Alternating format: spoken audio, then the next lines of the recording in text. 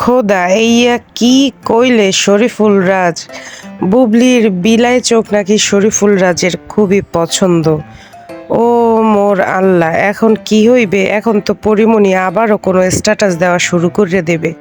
বিষয়টা হইয়া গেছে এরকম যে সারা পৃথিবীতে নায়িকাদের চুলের সৌন্দর্যের প্রশংসা করা হয়, চেহারা, নাক, ঠোঁট, ফিগার, হাসি, এমনকি top 10 most beautiful actress in the world, হ্যান ত্যান। আপনারা এগুলো গুগলে সার্চ দিলেই পাবেন, ইউটিউবে সার্চ দিলেই পাবেন। নায়িকারা বেসিক্যালি হচ্ছে বিখ্যাতই তাদের সৌন্দর্যের কারণে। অভিনয়ের কারণে কিন্তু নায়িকারা খুব কমই বিখ্যাত, যতটা না বিখ্যাত তাদের সৌন্দর্যের কারণে। আর সেই নায়িকা যদি সৌন্দর্য প্লাস অভিনয় দুটোই মারাত্মক লেভেলের জানে, তাইলে তো মনে করেন সে থাকে অবিস্মরণীয় নায়িকা।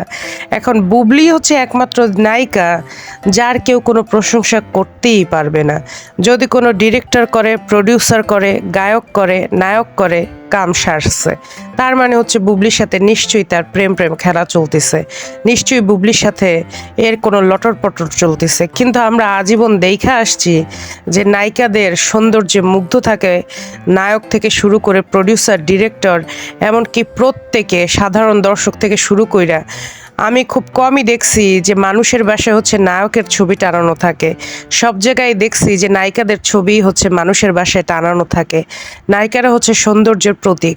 এখন এই যে বিলাই চোখ কইল, বুবলির বিলাই চোখ শরীফুল রাজের খুবই পছন্দ। এখন পরিমণি কইবে যে এইবার তো বুঝতে পারছেন যে কেন আমি বুবলিরে দেখতে পারতাম না। এইবার আশা করি আপনারা নিশ্চয়ই একটা হিন্টস পাইয়ে গেছেন।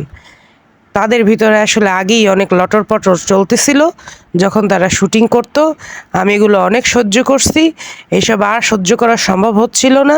কিন্তু বুবলি আপু যেহেতু শাকিব খানের ওয়াইফ, এই জন্য আমি তখন মুখ বন্ধ করেছিলাম নিজের সংসার টেকানোর জন্য। হ্যান কারেঙ্গা ত্যান কারেঙ্গা বহুত কিছু সে কইয়ে ফেলাইতে পারে। আমি খালি এখন অপেক্ষায় আছি যে সে কখন তার মুখটা খুলবে।